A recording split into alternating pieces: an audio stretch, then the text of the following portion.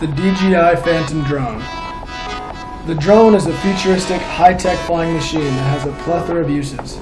According to Dario Floriano, in Science, Technology, and the Future of Small Autonomous Drones, a drone can help improve transportation, communication, agriculture, disaster mitigation, and environmental preservation. How do you classify a drone? A drone is a non-living, man-made physical system with an open relationship with nature. The people that understand the drone best, or in the white box, are engineers who design the drones. The consumer population, who have a high interest in drones, are considered the gray box. Finally, the normal population with no knowledge of drones are labeled the black box. The drone is a complicated system that has many fragile, moving parts. It is crucial that the information gets sent around the system as fast as possible to react to the ever-changing nature around the device. The next question is, how do these machines work?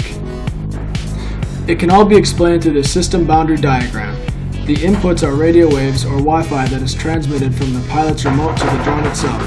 The onboard sensors receive this data and then send it to either the altimeter, the GPS, or the accelerometer to adjust the drone's position.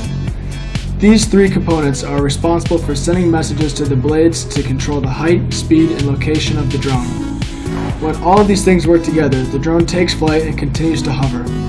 Possible external feedback could include wind or poor radio wave transmission. The spatial arrangement can explain the mechanics of this device and give a visual representation of how these machines operate. The meta system is obviously the drone itself.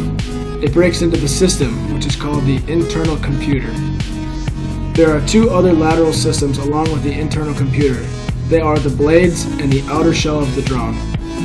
The subsystem is the onboard sensors that receive information from the remote. Finally, this breaks into three elements, which include the accelerometer, the GPS, and the altimeter. The systemogram is a useful tool in the system analysis because it dissects complicated systems into an easy-to-follow flowchart. The systemogram starts with the pilot themselves. They activate the remote control to begin flying the drone. The remote control sends a radio wave, which travels through the air to the onboard sensor. The sensor then activates the altimeter, GPS, and accelerometer in order to adjust the flight pattern of the drone.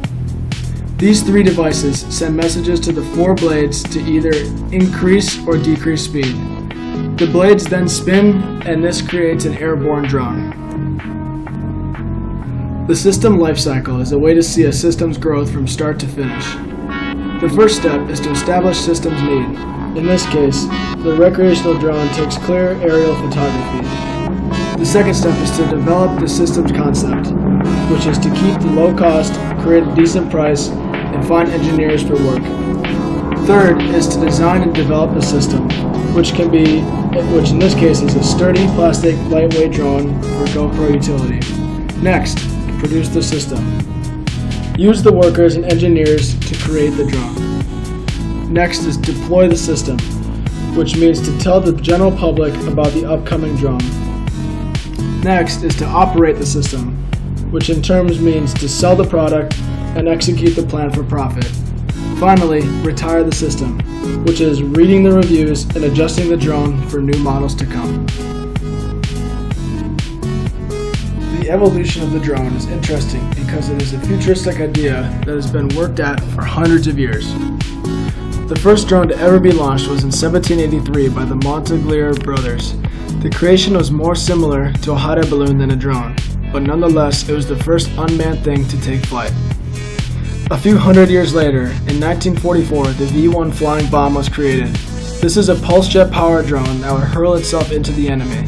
This would pave the way for more drone usage during war. In 1995, the RQ-1 Predator was created. Its original use was for reconnaissance, but after 9/11 it was fitted with weapons for use in combat. In 2007, the MQ-9 Reaper is the most modern form of the drone to be used in combat. It is fixated for killing with rockets on each side and is currently in use in today's conflicts. Finally, in 2010, the Parrot AR recreational drone was finally created and opened to the public. The idea took 6 years to perfect, and this began a trend for more recreational drones to come. The drone progress has been growing exponentially since people first discovered its use. The device is an overall success because of its ability to attract the recreational users who enjoy flying and photography, its ability to assist with science and taking aerial footage for observation, and its contributions to the military for safer reconnaissance.